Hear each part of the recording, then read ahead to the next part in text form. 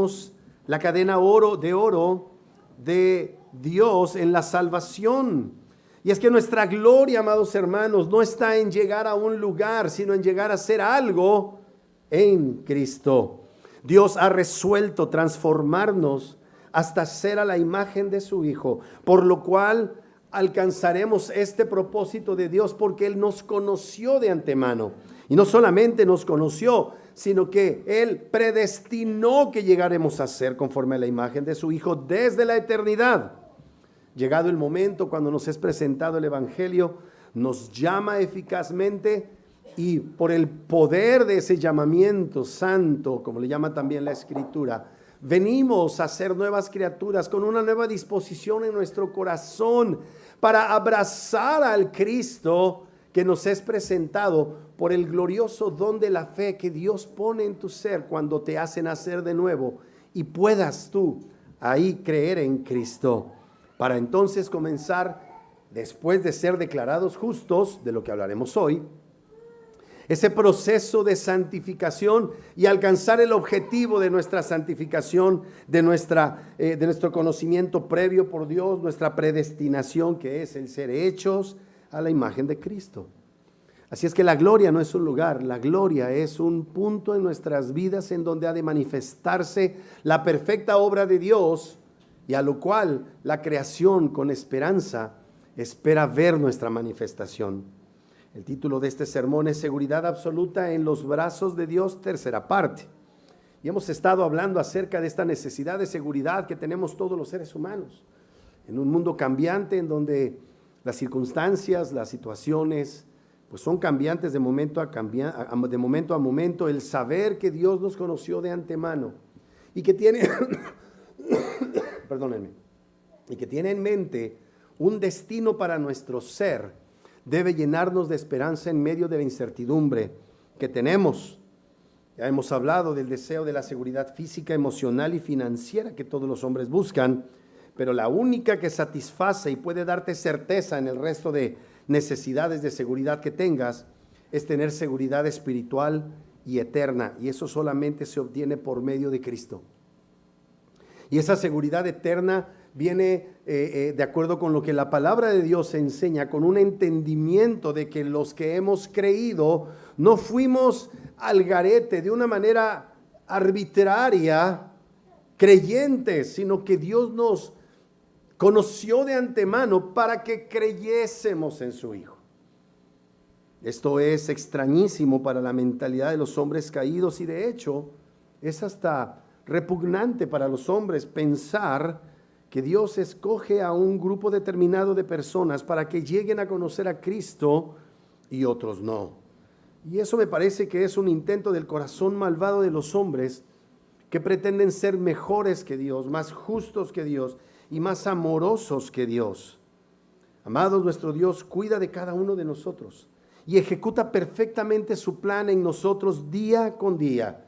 Y va también proveyendo de consuelo y estabilidad en medio de este mundo caído, feroz, habitado también por seres humanos caídos y muchas veces influidos por la actividad demoníaca. Dios nos ha concedido, pues, por eso, la oración, la comunidad con hermanos en Cristo y verdades espirituales asombrosas como esas que estamos ahora abordando.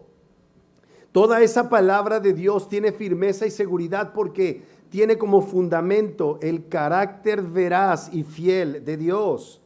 Así que sabemos que solo la obra redentora de Cristo Jesús provee seguridad absoluta y es el motor, es la fuente por la cual podemos ir haciendo decisiones en el día con día, confiados en Dios. Hoy continuaremos estudiando nuestra seguridad en Cristo para enfrentar con esperanza la incertidumbre de aquí en adelante.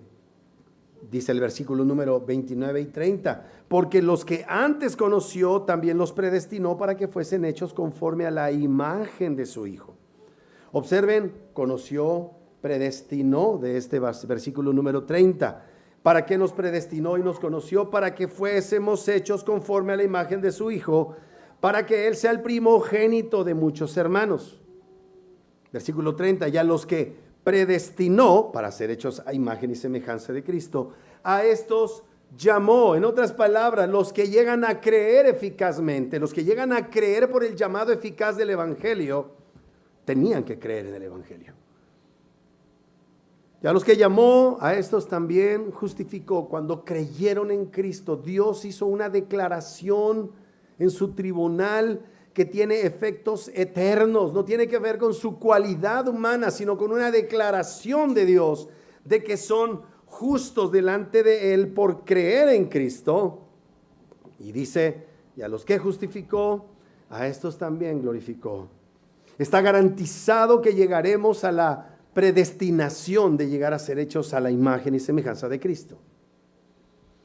Que hemos estado estudiando la cadena de la salvación y lo primero que establecimos es que estamos seguros, pues Dios se deleitó en conocernos desde la eternidad para que llegásemos a ser transformados a la imagen de su Hijo.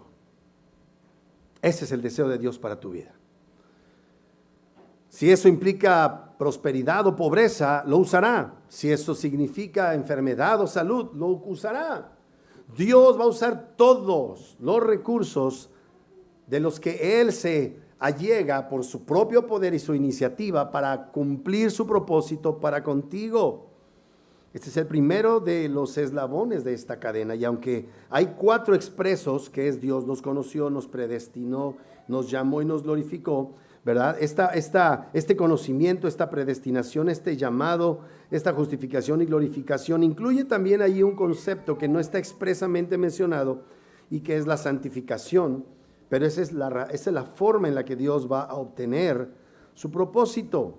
Ahora, Dios nos conoció desde antes de la fundación del mundo. En la eternidad Dios ya nos conoció. Todavía no habíamos nacido, todavía no habíamos hecho nada y Dios ya nos había conocido. Mira cómo lo dice en Malaquías, Malaquías capítulo 1, el último libro del Antiguo Testamento.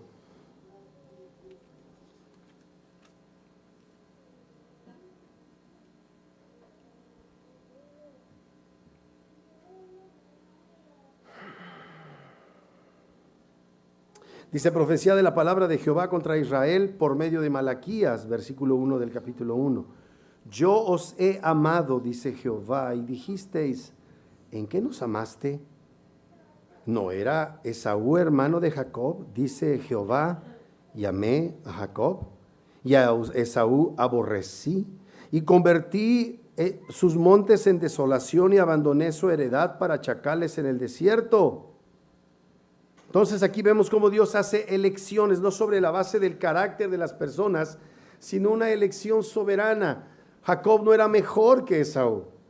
Esaú no era peor que Jacob. Dios escogió, de hecho, pareciera desde muchas perspectivas, que al peor, no al mejor. Te pones a ver a Esaú y era un cuate que parece muy agradable, con don de gentes. Y escoge, ¿verdad?, un tipo ahí, hogareño ahí, raro. Dios escoge no por causa de tus habilidades. Y si Dios lo concede, cuando lleguemos al capítulo 9 todavía vas a ser más asombrado. Dios le dice a su madre Rebeca, ¿verdad? Estaban en una pugna ahí desde el vientre de su madre y ya desde entonces, antes de que alguien hiciera bien o hiciera mal, Dios ya había escogido a Jacob. Es un asunto de la soberanía de Dios, es ser conocido desde antes de la fundación del mundo por Dios. Así es que es muy importante que eso nos quede muy claro. Y número 2, también ya lo vimos, estamos seguros, pues Dios estableció de antemano nuestro destino, ser hechos a imagen de su amado Hijo Jesús. O sea, no eres un experimento para ver qué sale. No, Dios ya sabe que va a salir. Conforme a la obra que Él realiza, serás como Cristo. Absolutamente resuelto. Porque a los que antes conoció, también los predestinó. Su destino de antemano fue establecido, que fuesen hechos conforme a la imagen de su Hijo. ¿Para qué? Para que Él sea el primogénito entre muchos hermanos. Y aquí vimos esta realidad, ¿verdad?, de que debemos buscar la preeminencia de Cristo. No, aquí lo que vemos es que Dios nos informa lo que Él va a hacer, pero al informarnos lo que Él va a hacer, está dándonos implícitamente un mandamiento de que hagamos de Cristo la figura, la imagen que pongamos delante de nosotros para llegar a ser como Él es. El Salmo 115, por ejemplo, hace una referencia tremenda acerca de los principios de la adoración. Mira cómo dice, Salmo 115.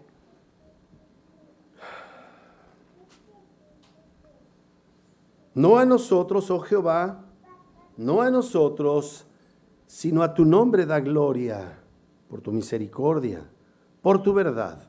Porque han de decir las gentes, ¿dónde está ahora su Dios? Nuestro Dios está en los cielos.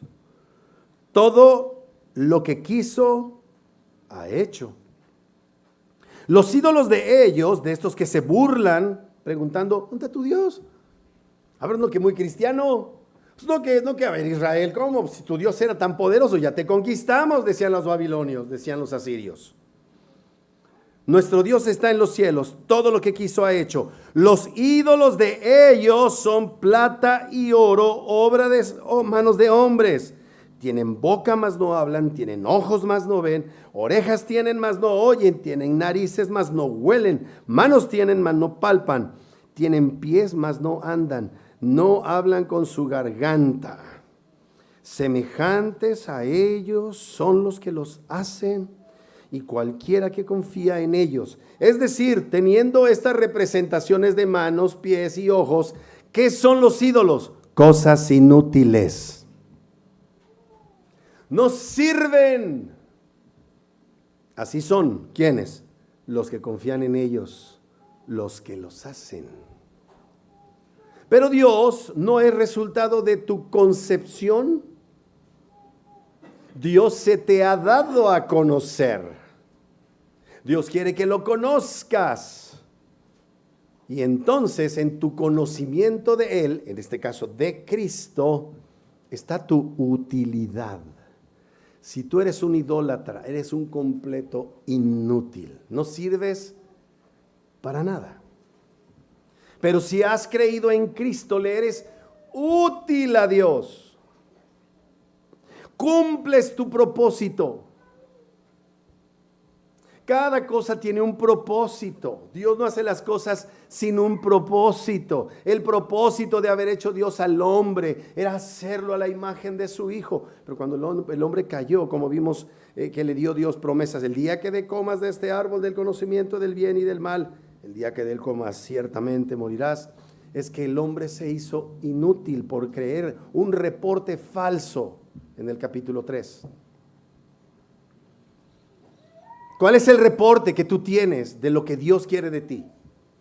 ¿De la palabra de Dios o de las concepciones de hombres?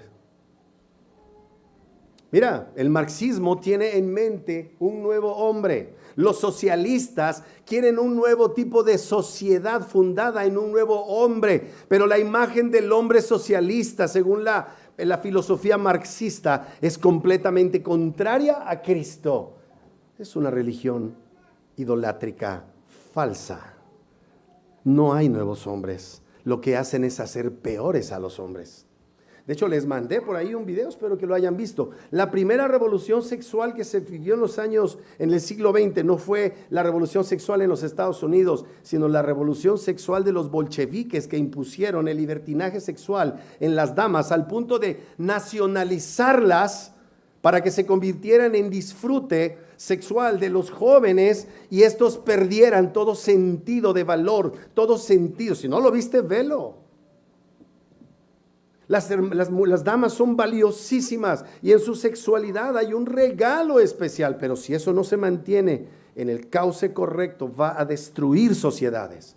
Tienes que cuidar a tus hijos, tienes que celarlos para Dios, porque todas las filosofías humanas, especialmente las izquierdistas, las de tipo marxista, son completa y absolutamente enemigas abiertas de Dios y se hacen inútiles. Esto derivó a final de cuentas en una serie de conductas animalescas en donde perdían todo sentido de moralidad y ante nada se detenían ya los varoncitos. La violación hacia las damas se hizo algo terriblemente propagado en esa Unión Soviética, al punto de que el Estado tuvo que entrar para detener esa vorágine. Ellos que la promovieron llegaron a la conclusión: estamos destruyendo a nuestra nación. ¿Y sabes qué sucedió? Derrotaron en efecto a los alemanes, pero llegaron los rusos e hicieron un montón de desmanes. ¿Y qué crees que hicieron con las mujeres alemanas? Todo por este tipo de enseñanzas izquierdistas perversas e inicuas. Y no podemos tolerar ese tipo de enseñanzas entre nosotros. Amados hermanos, esto es muy serio. Dios ha puesto delante de nosotros la imagen de su Hijo, y no es una descripción física, es la descripción de un carácter piadoso. Pero Dios se ha dado a conocer. ¿Dónde estás poniendo tu atención? ¿Cuáles son los modelos que rigen tu vida? ¿Cuál es el parámetro que tú has establecido para una vida que glorifica a Dios, para ser útil a Dios?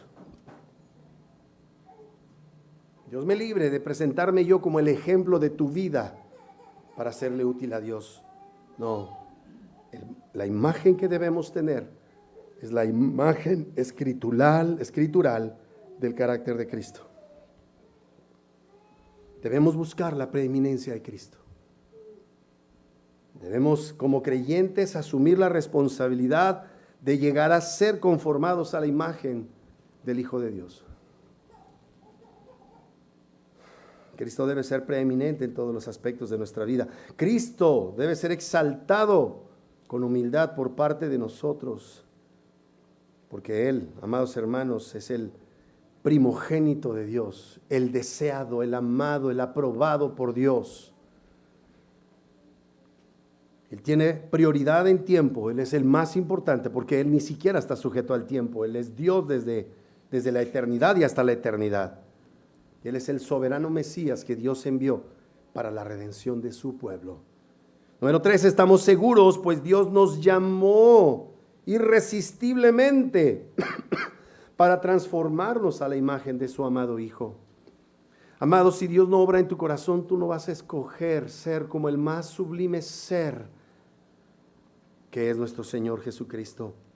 Romanos 8:30, y a los que predestinó, a estos también llamó. Dios te conoció desde antes de la fundación del mundo, estableció cuál sería tu destino, llegar a ser como Cristo, pero en su momento, en el tiempo y en el espacio, te llama irresistiblemente, eficazmente, para que creas en Cristo. Los que Dios conoció de antemano creerán sí o sí.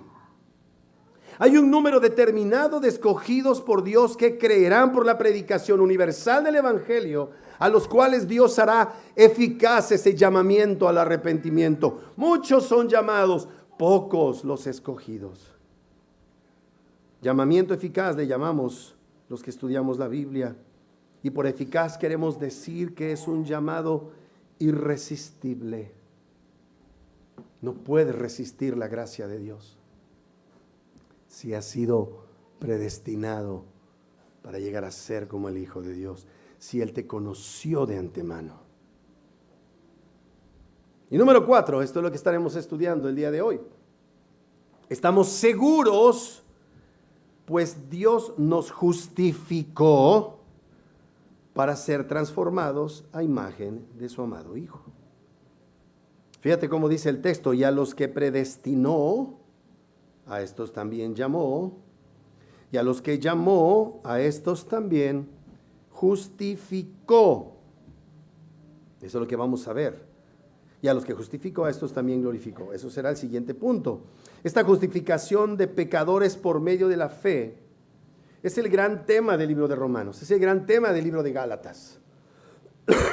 Otra vez, ¿cómo puedes tener una relación correcta con un Dios santo cuando tú eres un humano pecador? Dios no rebaja sus estándares, hermanos amados. Dios no rebaja sus estándares. Dios envía a su Hijo a cumplir sus estándares para que tú puedas ser justificado. Así de serio es el tema de la clase de Dios santo que Dios es. Dios no rebaja el Evangelio. Dios no dice, bueno, está bien, te entiendo. Pues no, Dios no puede hacer eso. Eso sería una contradicción de su ser. Eso haría que el universo desapareciera porque sería una negación de Dios. Y Dios no puede mentir. Dios no puede negarse a sí mismo. Si Él ha dicho que Él es santo, que Él es justo y Él es bueno, Él no puede hacer excepciones. Él no es un alcahuete, perdóname la expresión. Él no va a hacer excepciones con nadie. Y la Biblia dice, esto es tan serio, que la Biblia dice que Dios sujetó a padecimientos a su Hijo Jesucristo por nosotros. O sea, no lo trató más con más compasión siendo su Hijo, aunque Él moría por nosotros. Qué tremendo es eso. Dios trató a su Hijo con una severidad tal como si Él estuviera tratando a cualquiera de nosotros para que Él pudiera satisfacer su justicia. Escúchame, un Dios justo no puede quedarse con pendientes de, híjole, pues no fue suficiente justicia. Por eso es que es tan serio el tema del infierno. Es la medida justa de la justicia retributiva de Dios cuando lo ofendes. No puede ser menos que un infierno eterno. No, pero ¿cómo crees que Dios? No, como ahora resulta que un Brown, Kirk Cameron, ¿verdad? El actor que salió en la película de, ¿cómo se llama? A Prueba de Fuego, ¿verdad? De una película que se hizo muy famosa hace algunos años de matrimonio y todo. Él está diciendo ahora ha cambiado su postura de una creencia firme bíblica en un infierno cuyas consecuencias son eternas para los impíos, al concepto de aniquilacionismo, porque no puede concebir que un Dios eterno derrame durante una eternidad su ira en contra de criaturas caídas. A ver, que no pueda soportar la realidad, su mente, de que Dios sea así, ese no es problema de Dios, ese es problema suyo.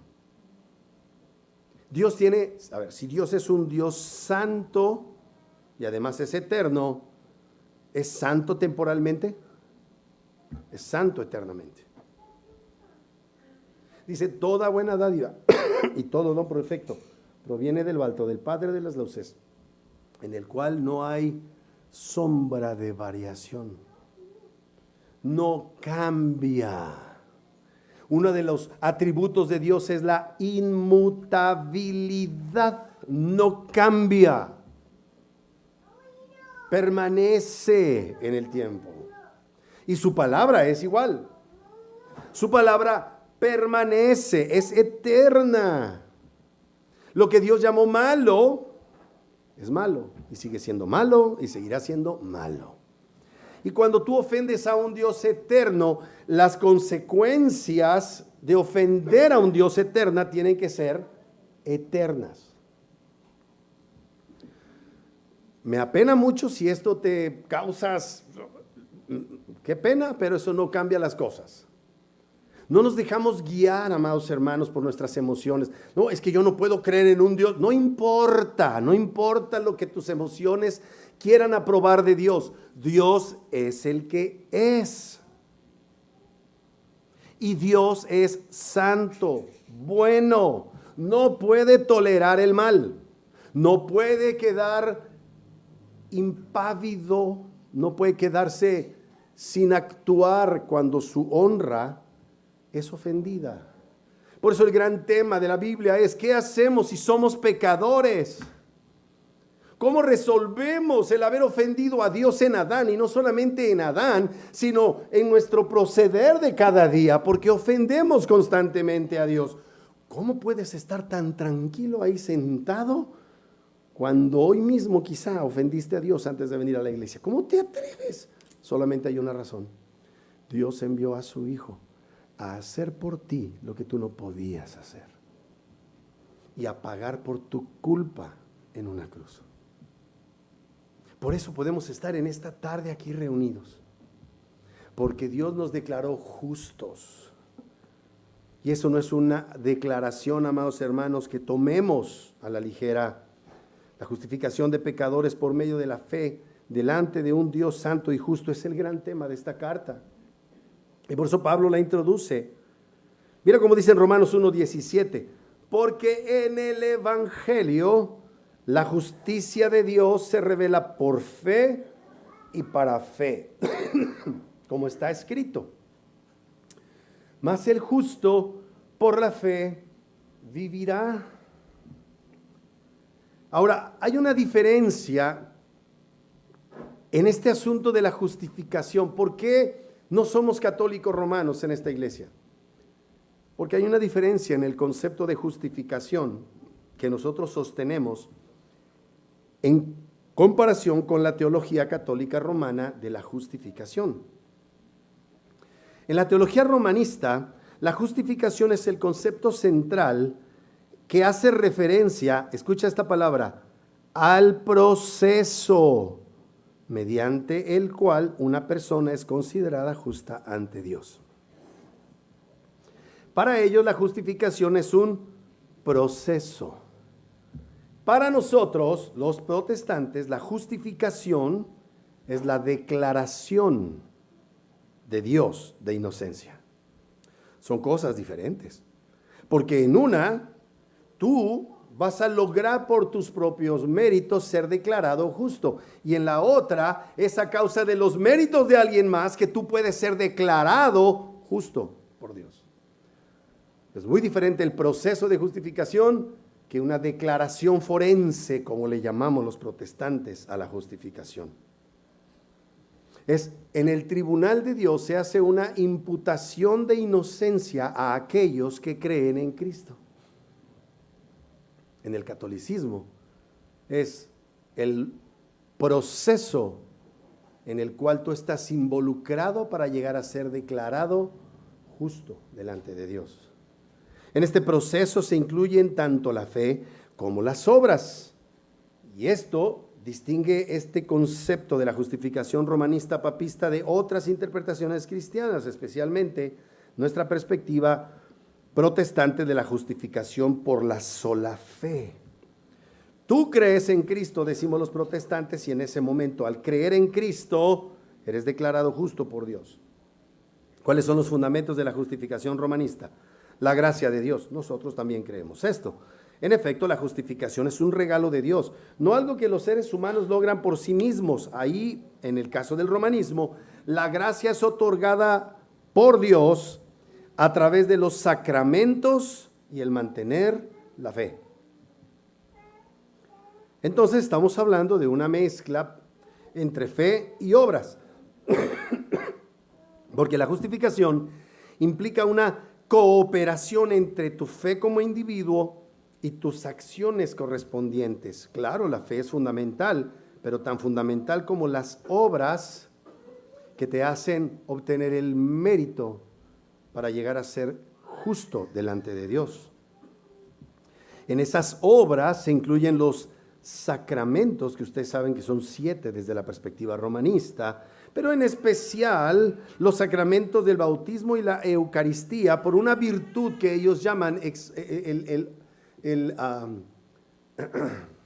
me olvidó el nombre, pero la idea es, el sacramento tiene en el ritual mismo la capacidad de operar en ti la obra de Dios y de hacerte justo.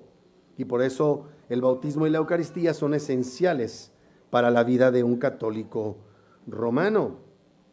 Y además, este acto de justificación no es solamente que Cristo limpia el pecado, sino que restablece y mantiene la relación correcta del individuo con Dios. En otras palabras, en este proceso de justificación romanista, si tú vienes al catolicismo romano ya como adulto, tiene que haber una conversión, que es el primer paso del corazón de un individuo que, claro, se ha arrepentido de sus pecados, y ese arrepentimiento tiene cierto mérito delante de Dios. Si naces en el seno del catolicismo romano, entonces el bautismo es este sacramento por el cual tú eres introducido en una gracia inicial por la eficacia del bautismo mismo para llegar a ser justo. En el momento del bautismo, ¿verdad?, por la operación del bautismo per se, por el agua bendita esa que le ponen al niño, el niño deja de ser descendiente de Adán y se convierte en Cristo. Pues es transubstancialismo a final de cuentas. Y claro, ellos hablan de una vida en gracia después del bautismo por el cual tú mantienes la justicia. todo el tiempo, ¿verdad? Por eso tienes que estar tomando los sacramentos, tienes que estarte congregando. Y a final de cuentas esto tendrá como resultado tu justificación final. Pero si hubiere faltado algo, no te preocupes que te vas al purgatorio y ahí lo que faltaba va a ser purgado y va a ser resuelto y quién sabe a cuántos miles de años vas a poder entrar en la gloria. Eso es lo que enseña el catolicismo romano. A final de cuentas es un problema porque hace una exaltación de la interdependencia entre fe y obras, enfatizando ambas como esenciales para la salvación. Esto es un aspecto en el que contrasta marcadamente con nuestra perspectiva protestante, donde sostenemos que el don de la fe ejercido en la persona y obra de Cristo salva por sí solo, te declara justo delante de Dios. Y por eso es importantísimo entender esto. Mira lo que dice Romanos 4:4. Mira cómo dice: pero al que obra no se le cuenta el salario como gracia, sino como deuda. Mas el que no obra, sino cree en aquel que justifica al impío, su fe le es contada por justicia. Ahí está el concepto de imputación de la justificación. Observa. A ver, ahorita que el salario mínimo ya está casi en 10,000 pesos. Qué bárbaro, qué bonito es eso.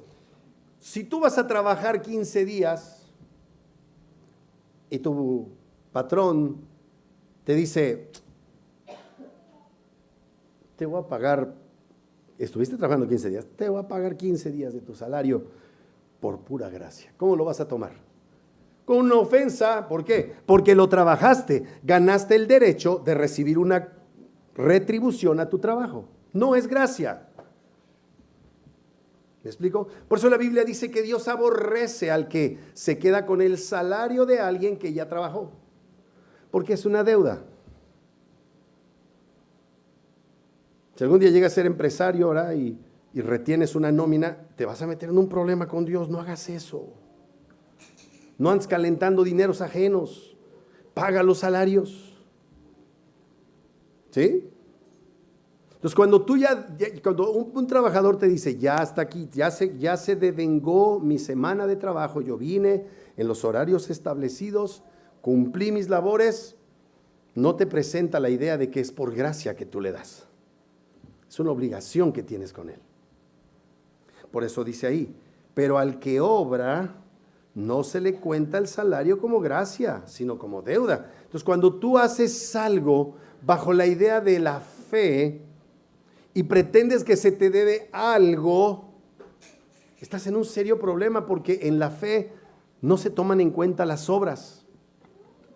Es un asunto, la fe, que redunda en la justificación. No es un asunto de deudas, no es que contrajo Dios contigo una deuda porque hiciste lo bueno.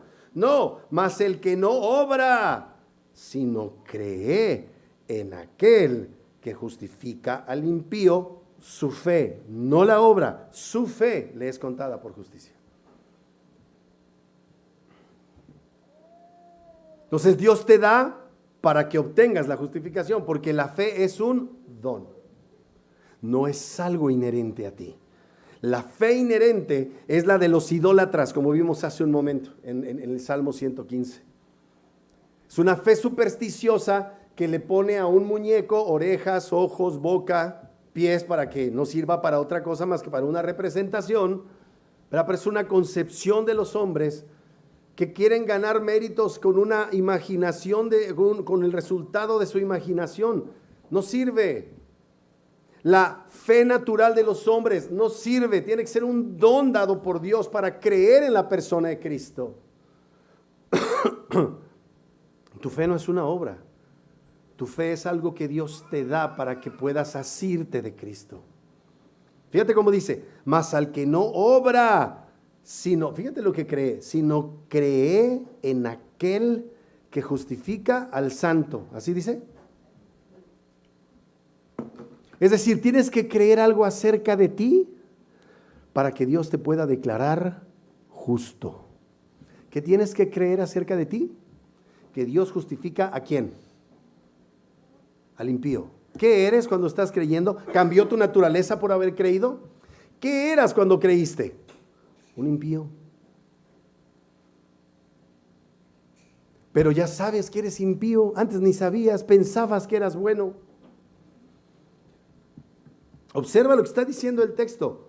El que cree al que justifica al impío. Por eso no debemos saber esos cristianos que no, pues que yo soy bien bueno. Yo ya no peco. No, yo ya no. No. El que cree que Dios justifica al impío. Todavía hay un cierto grado de impiedad en este momento en ti. Pero tú le has creído a Cristo y Dios te ha justificado. Dios ha hecho una declaración definitiva, una sola vez. Escúchame, no eres más justo el día de hoy de lo que fuiste el día que creíste en Cristo.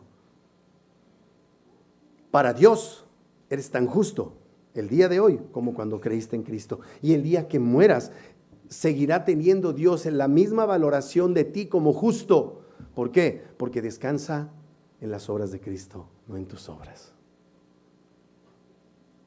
¿Qué estoy diciendo? ¿Sigamos siendo impíos? No, pero ya reconocer que eres un impío es un gran avance, porque antes pensabas que eras bueno. No, pues soy cristiano porque soy bueno. No, porque eres re malo, por eso eres cristiano. Porque cada vez eres más, te escandalizas más con lo que queda de la maldad en ti, la impiedad en ti, que lo repudias y luchas y peleas por el poder de la gracia, por el Espíritu Santo que mora en ti, para ser más como es Cristo. Pero eres justo por causa de Cristo. Dios declara justos a impíos. Eso para un católico romano es lo peor que le puedes decir.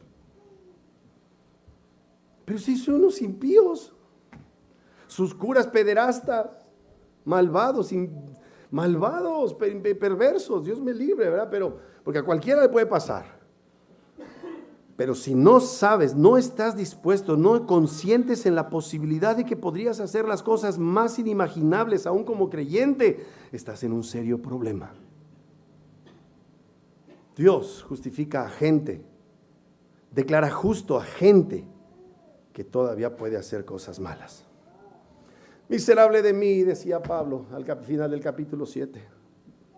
¿Quién me librará de este cuerpo de muerte? Porque soy así de celoso. Porque soy así de envidioso.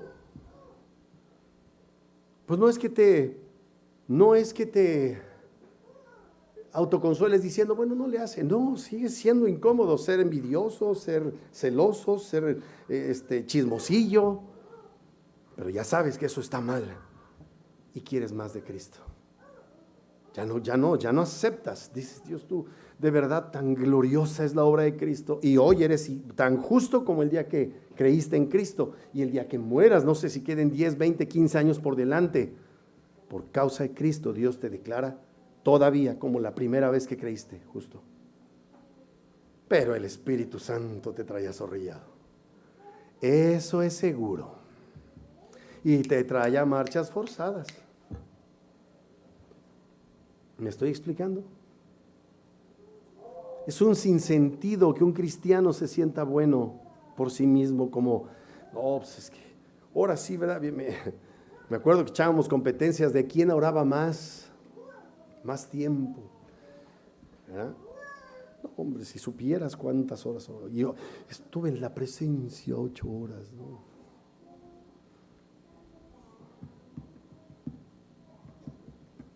Los cristianos no son justos en sí mismos, no son inherentemente justos, son declarados justos por la justicia de aquel que es inherentemente justo, que obró por ellos. Por eso está garantizada nuestra santificación, que es diferente de la justificación, y llegaremos a la meta. Está garantizado que serás lo que Dios dijo que serías. Y no estoy diciendo que vivamos vidas de miseria. ¡Ay, soy un impío, desdichado! No, pero tener las cosas en la perspectiva correcta hace que seas más agradecido con Dios. No, es que no te mereces las cosas que tienes. Lo tienes porque Cristo te lo dio. Por eso toda la gloria es para Cristo. No es falsa modestia decir, es que no me merezco tanta, es que en efecto no me la merezco. No tengo trabajo. No me merezco no tener un trabajo. No, sí te mereces esas cosas peores, pero has tenido trabajo y a lo mejor ya no comiste filete, pero tienes frijolitos. Lo que veíamos acerca de la oración. Se trata de Cristo. Bendita justicia, ya hemos sido declarados por Dios justos en el tribunal de la justicia. La justicia de Cristo ha sido imputada a nosotros. Su perfecto proceder nos es imputado y nuestros horribles pecados fueron imputados en esa cruz a Cristo. Nunca hemos sido tan justos delante de Dios como cuando creímos y hoy mismo mantenemos la misma categoría de justicia gloriosa imputada de Cristo. Todo por la obra de Cristo. Esta justicia imputada, amados hermanos, va a terminar convirtiéndose en la expresión de justicia cuando seamos resucitados. Ese proceso que continúa a la justificación se llama santificación, en donde llegaremos a ser como es Cristo. Pero eso nunca se logra aquí en la tierra. El día que tú mueras, no vas a decirle al Señor, wow, Señor, lo logré, me lo gané. No, Señor, por tu gracia. Hoy que sabemos que nuestro hermano, nuestra querida hermana Tonia ya está en la presencia de Dios, ella está en la gloria, viendo a Cristo, porque Cristo ganó para ella este momento sublime. Número 5. Estamos seguros porque Dios nos glorificará y seremos finalmente transformados a la imagen del Hijo de Dios. Romanos 8:30, y a los que predestinó, a estos también llamó, y a los que llamó, a estos también justificó, y a los que justificó, a estos también glorificó. Si has creído, está resuelta tu glorificación. Es un hecho consumado en los cielos. Hay una como doble perspectiva. Aquí en la tierra todavía cometemos impiedades, pero allá en los cielos está sentado a la diestra de Dios el Hijo de Dios, y con Él estamos sentados. Es decir, los méritos de Cristo, su persona misma, están en el lugar de la aprobación de Dios, su diestra, sentado. Ya se hizo todo, Cristo ya hizo todo para que nosotros lleguemos a ser como Él es. Desde la perspectiva celestial y eterna, tú ya eres lo que Dios dice que eres. Aquí de este lado de la eternidad todavía hay carencia, pero esa carencia dejará de haber.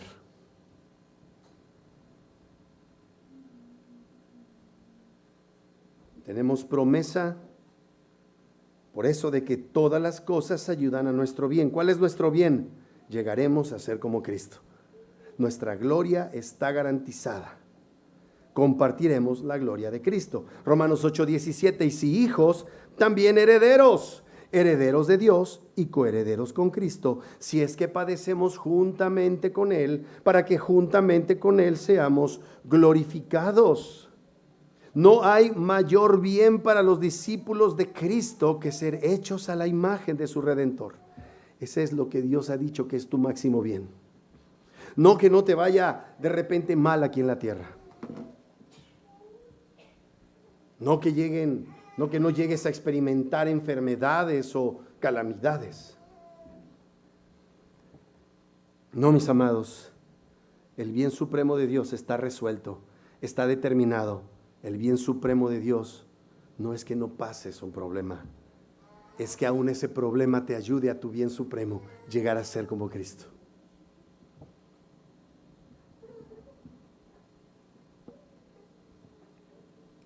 Hay una unión tal con Cristo que no podemos dejar de ser, a final de cuentas, como es Cristo. Este es un aspecto que todavía está en el futuro, mis amados, en la eternidad. ¿Qué se ha llevado a cabo en este momento? Nuestro llamamiento eficaz, de acuerdo con este texto, nuestra justificación, y se está realizando nuestra santificación. Pero ya somos salvos, estamos seguros. Absolutamente garantizado que llegaremos a ser lo que Dios quiere que seamos. Para Dios esto ya es una realidad, porque Dios está en la eternidad. Ya tiene al Hijo sentado a su diestra, está garantizado. Tú y yo estamos de este lado de la eternidad. Todavía hay el velo para las circunstancias que hemos de enfrentar, pero en todo eso tenemos una certeza. Y para los que aman a Dios, todas las cosas les ayudan a bien. Eso es bendita seguridad. La gripa, la apendicitis en algunos casos, la amibiasis. ¿Qué? ¿Qué te ha querido quitar la paz? No tiene poder, porque Dios ha garantizado que serás glorificado juntamente con Cristo, porque para los que aman a Dios, todas las cosas les ayudan a bien. No tenemos que entender todo, no significa que no pasemos por tristezas, pero todas las cosas nos ayudan a bien. ¿A quién? A los que conforme a su propósito llegar a ser hechos a la imagen de Cristo.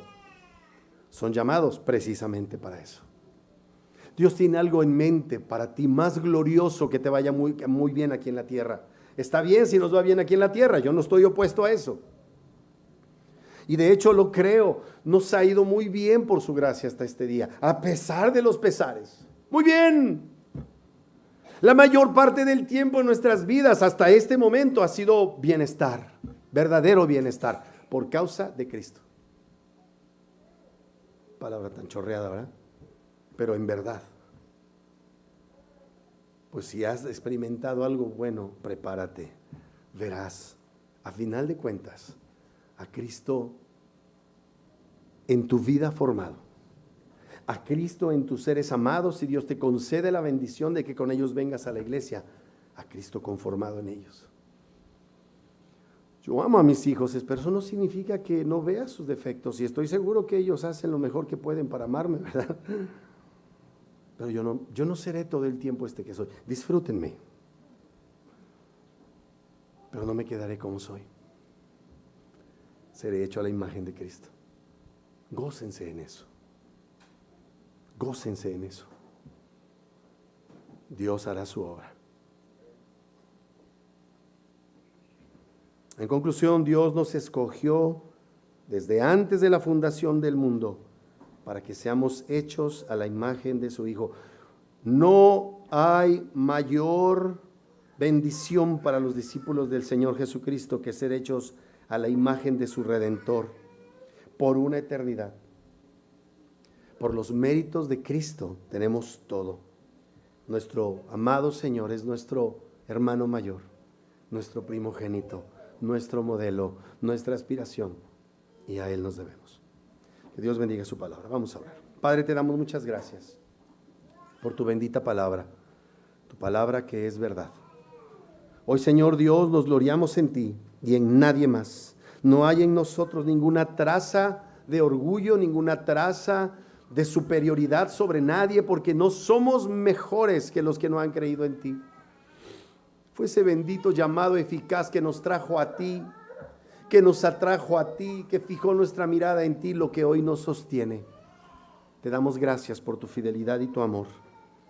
Señor, sigue haciendo tu buena obra en cada uno de nosotros. Sigue obrando en nuestras vidas, en nuestras mentes, en nuestros corazones, para que te demos gloria y honra por toda la eternidad.